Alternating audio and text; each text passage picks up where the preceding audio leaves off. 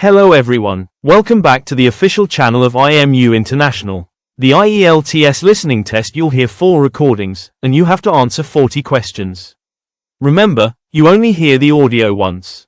Let's get started. You will hear a new student, Stefan, talking to an assistant, Anna, at the student union about his membership. You now have 30 seconds to read questions 1 to 6.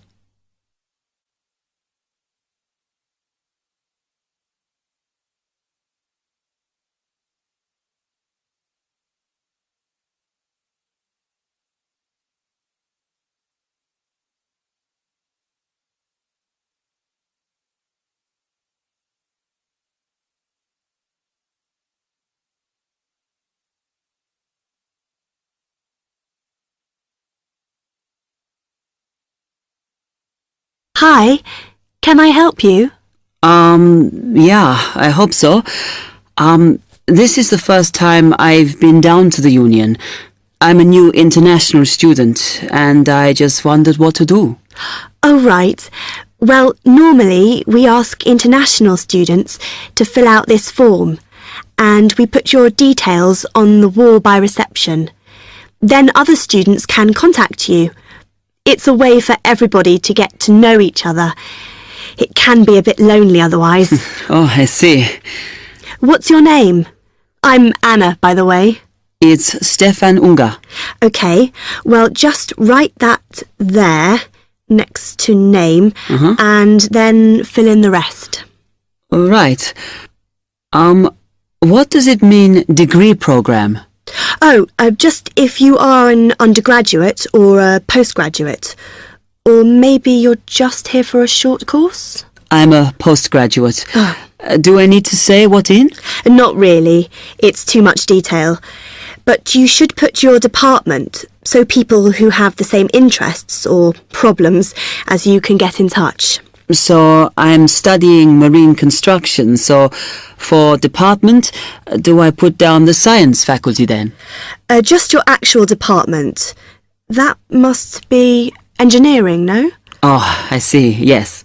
Then if you list what you like doing in your free time, not that we ever get any when we're studying, and maybe you can meet up with someone socially, or to join a club or something. Well, I like lots of things. Shall I just list them? My advice is to just put 1 or 2, like football and films or whatever. Otherwise you'll get so many invitations, you won't get any time to work. Okay, I think I'll just list computer games, as that's my big interest. Oh. I haven't played football for ages. I may start to play once I get settled. Now, let's see. Next thing is languages. Yes, we find many of the international students get a bit tired of speaking English all the time. Sometimes they like to speak to someone in their own language. It's up to you. That is a good idea. I presume I don't need to put English down. Oh no, I put Italian and French. I can only speak German, my mother tongue. OK, well that's fine. Just put that. What does accommodation mean? Is that my address? We're trying to find similarities between people, and some people live in hall, some are in flats, some are in bedsits. So it helps if you say. I'm in hall, though I'd like to be in a flat, but that won't happen till the end of the first term. Put where you are now. You can always change it later. Then finally, just put your phone number. I haven't really got one. I haven't sorted out a mobile yet. Well, it's going to be difficult for people to contact you then, isn't it? Why don't you put the union one and we'll take messages for you? Okay. It's 02950 659 003. Have you got that? Yes. OK then. You now have 30 seconds to read questions 7 to 10.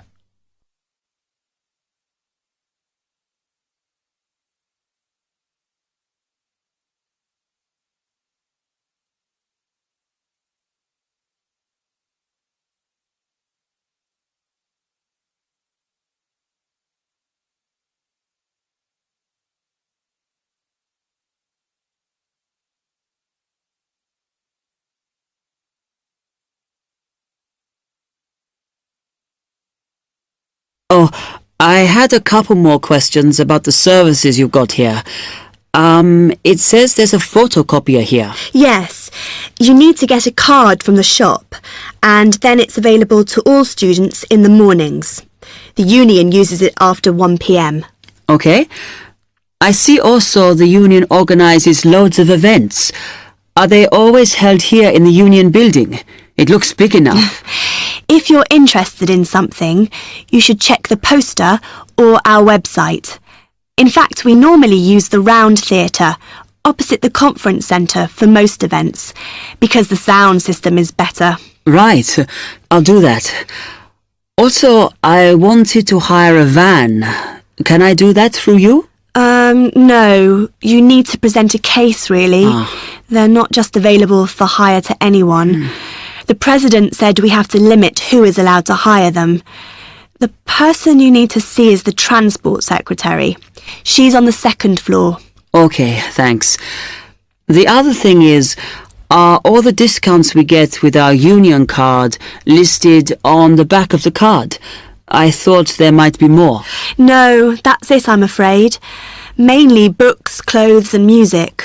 Though we are currently negotiating to get one on newspapers, so that should be valid from next term. Okay, thanks a lot for your help. Test 2, Section 2. You will hear a library assistant talking about the library she works in. You now have 30 seconds to read questions 11 to 15.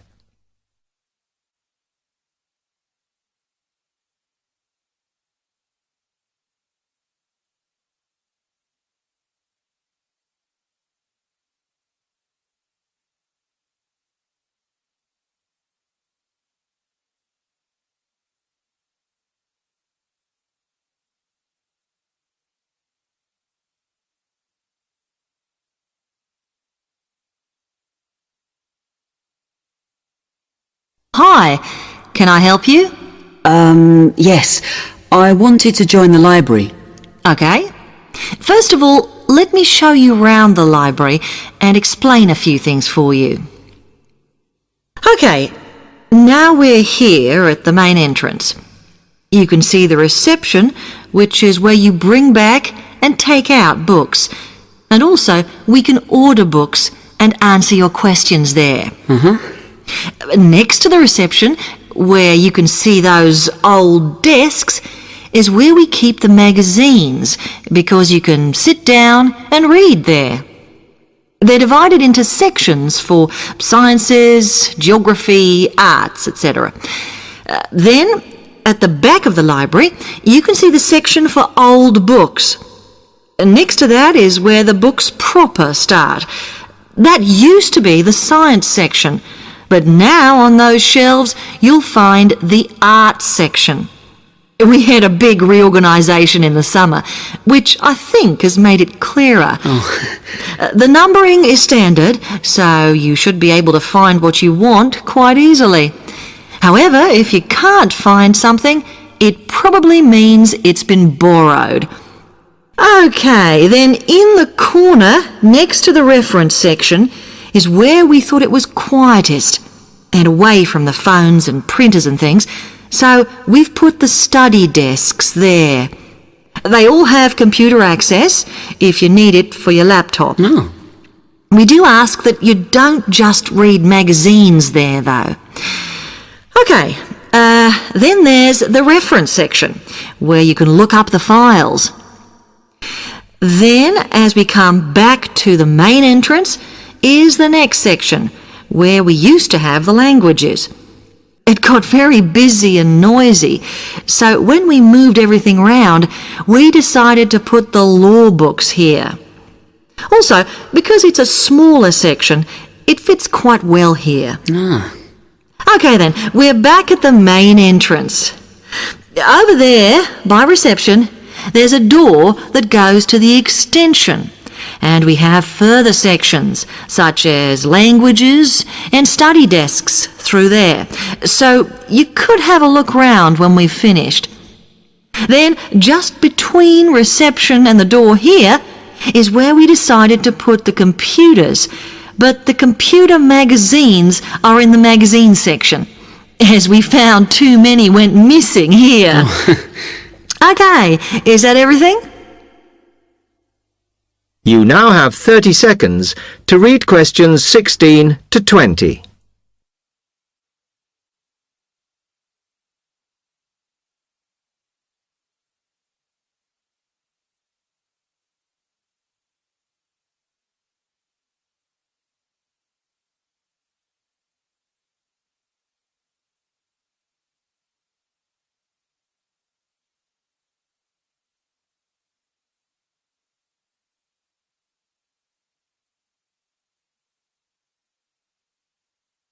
That's great, thanks.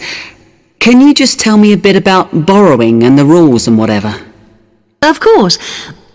Over the last 2 months, we've been introducing a new system for this, and you can now take books out for 6 weeks. That's generally enough for most people. We usually get books back within 30 days. Of course, you may decide to renew the period. You used to have to come in to get the book stamped because we don't like doing it over the phone, as there's no record of it. But now you can do all that via email. Oh. If you do forget to renew, then we do make a charge, I'm afraid. That helps our costs, of course, but we do insist on it. The good news is that there is only one charge. I know some libraries charge £1 for 1 week and then it goes up with each week it's late. We ask for £1.50 as we think that's high enough to stop people being overdue. The other thing you may want to know is what you do about books that are not on the shelves. We do have a system for reserving them. All you have to do is fill in a yellow form behind those blue ones on the desk and give it to someone at reception. We'll let you know when it comes in. Also, sometimes you will need a journal article that we don't have but can get from other libraries. So we offer an ordering service if you need it. Now, if you'd like to fill in this form here. Test 2, Section 3. You will hear 2 students, Ramil and Kirsten, discussing presenting a paper at an architecture conference. You now have 30 seconds to read questions 21 to 28.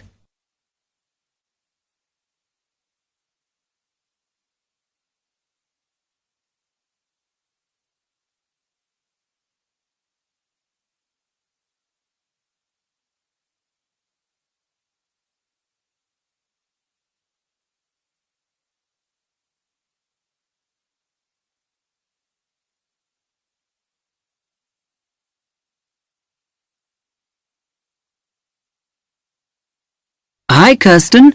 Have you heard about that architecture conference in Oxford at the end of the year? Yeah, I saw the leaflet on the notice board. As it's my final year, I ought to try giving a paper, but I've got no idea how to go about it. Oh, I think you should go for it. I did one last year. It's quite straightforward. First of all, you need to see what the conference themes are. You know, what topics they're covering. You can do that by looking it up on the website. You need to submit a paper that falls into one of the categories they give you. Oh, that may give me some ideas. Then, while you're doing that, you should also have a look at the information on how to submit your paper. The rules, if you like, such as the length. It's important you follow those. I see. And then I suppose the next stage is to start writing it up. I'd like to use it as an opportunity to propose some future work, but I understand it must be based on current work. Still, there's plenty to choose from. It makes sense to do something that I'm more familiar with. Yes, and the other thing is, when you've written it up, then go back and look at your data carefully and make certain that you've presented it in a format that is standard for your subject.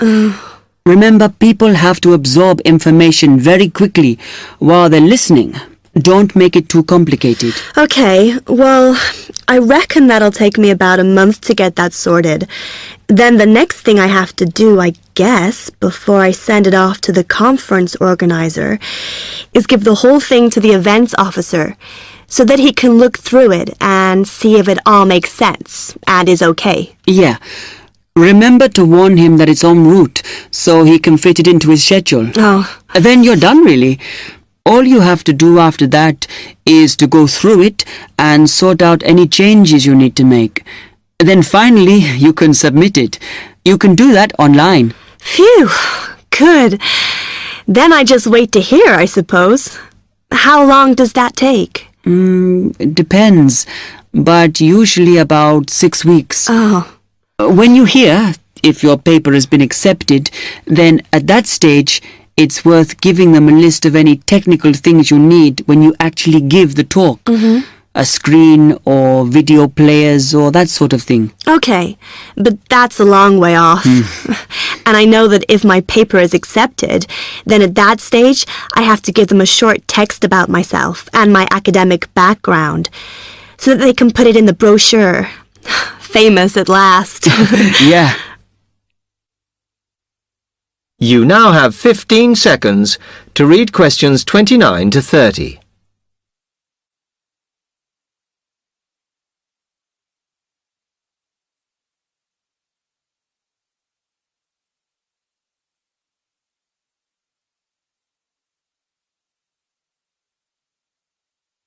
Right, well, I've got to get a couple of things sorted if I'm going to get this paper completed. Have you got enough data? Possibly. I'd like to reinforce some of it, though, so I thought I'd send out some more questionnaires. I was looking at that thesis that Angela wrote last year, and she said you need a sample of over 100 to be sure of your results. I think some of this year's postgraduates are doing some of the same stuff as you on buildings. Why don't you talk to them? I'll end up getting confused. It would be more useful for me to actually go out to that site by the rail bridge to see how they're building the new factory. Oh. I managed to get hold of Professor Barnett at London University, and he said I should go out and take pictures. I'm pretty busy, but I'll have to make time. Anyway, what about you? What are your plans? Test 2, Section 4. You will hear part of a lecture on the current and future use of mobile phones. You now have 30 seconds to read questions 31 to 35.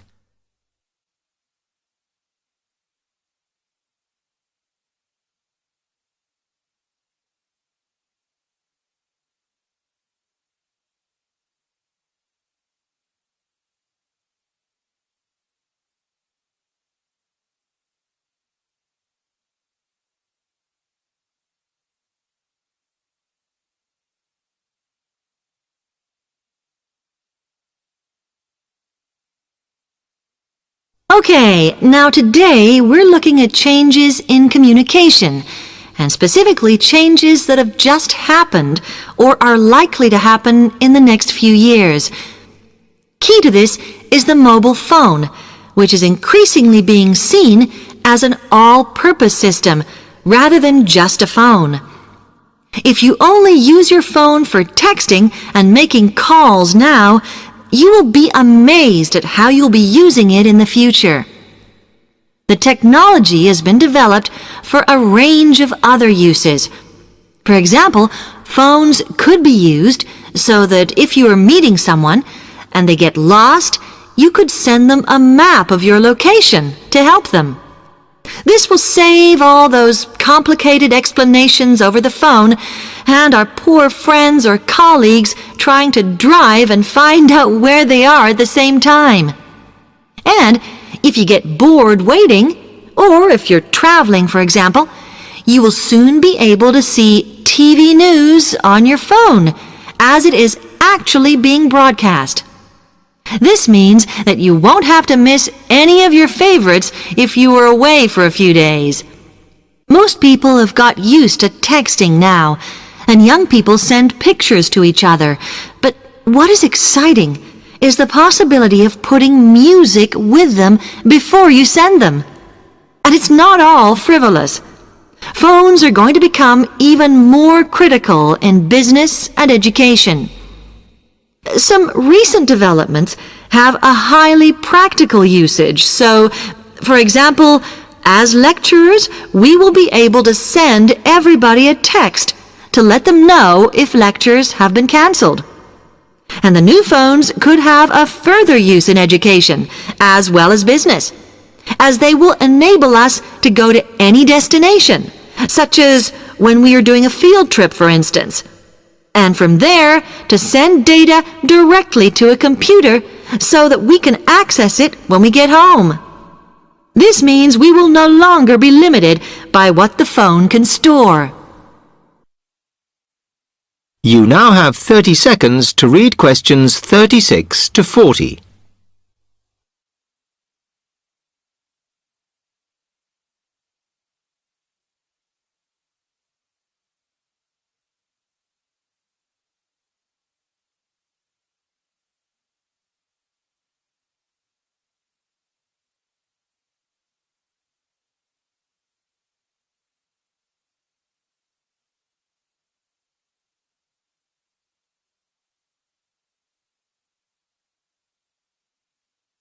And it's interesting to look at the different ways that men and women use phones now, as that does affect how the technology will develop. Some research has been done on how people use phones, and some of the results are surprising. One of the increasing usages of mobile phones is to get all sorts of data, such as phone numbers, the weather, train times, etc. And while there's been an attempt to set up connections with things that women might be interested in accessing, it is overwhelmingly men who do this. But what about the traditional use of a phone? To speak to people?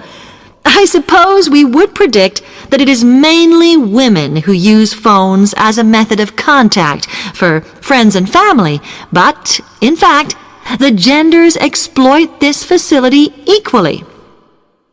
I've spoken about the increased business usages that phones will offer, and I suppose we would associate this usage with men.